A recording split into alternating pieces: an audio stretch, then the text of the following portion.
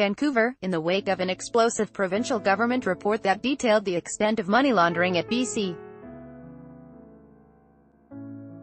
casinos. A Vancouver councillor is calling for the city to take a leading role in preventing money laundering in sectors like marijuana dispensaries and real estate. But experts are divided on whether municipal governments have a role to play in tackling money laundering. Money is stacked in bundles of $20 bills at a BC casino, amounting to at least $300,000, just one of thousands of suspicious transactions investigated by the Attorney General.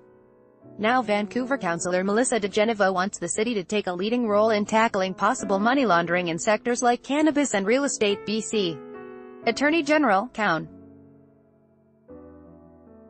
Melissa DeGeneva said she decided to draft her motion, which is scheduled for the July 24 council meeting, after receiving several emails from city residents saying they were concerned about whether the proceeds of crime were flowing through vulnerable sectors like the semi-regulated cannabis market or real estate. Read more. BC casinos are laundromats for infusion of dirty money, reports say. Article continued. Balmoral Estate investigation is next for author of BC Casino Money Laundering Report. How the laundering of dirty money in BC casinos was exposed. There's concern when the city is taking large license fees or collecting taxes on empty homes, said DeGeneva, referring to the city's $30,000 marijuana dispensary license fee and Vancouver's relatively new empty homes tax, which is expected to raise $30 million by the end of this year. If we're looking at these multi-million homes that are empty, I'm not saying that everyone who owns an empty home is involved in money laundering, she said, but I'm just asking our staff to investigate that, to work with the province to make sure we're doing all that we can.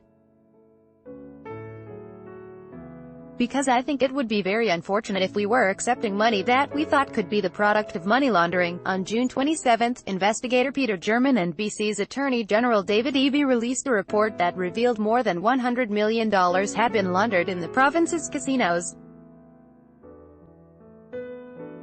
The report warned that other areas, like real estate and horse racing, are also vulnerable to money laundering.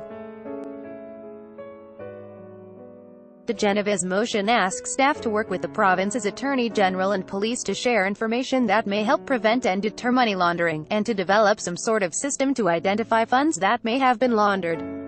Article continued below. Robert Gordon, a criminologist at Simon Fraser University, warned municipalities away from getting involved, saying they could compromise investigations by tipping off the players involved in illegal activity. If somebody is coming in to undertake an investigation into wrongdoing, the last thing you want to have happen is for that wrongdoing to stop while you are looking, Gordon said. But Peter German, the former RCMP commissioner who authored the casino report, welcomed DeGeneva's motion. The intent of the motion appears to both support the work being undertaken in this area by the Attorney General, and the findings and recommendations in the Dirty Money report, German said in an email. I am pleased whenever I hear of preventative measures. It is most important to get these things right before and not after the fact. He declined to specify what kind of role municipal governments should play, but he reiterated that more attention needs to be paid to cash-based enterprises, such as the drug trade, real estate, horse racing, jewelry or luxury cars. German now intends to investigate the province's real estate sector, an area Gordon has long suspected includes contaminated funds. I think German's going to roll over a very large rock there and find some nasty stuff underneath, Gordon said. When it comes to cannabis, the other sector DeGeneva identifies in her motion, it's going to be difficult to pull apart legitimate and illegitimate funds, Gordon said.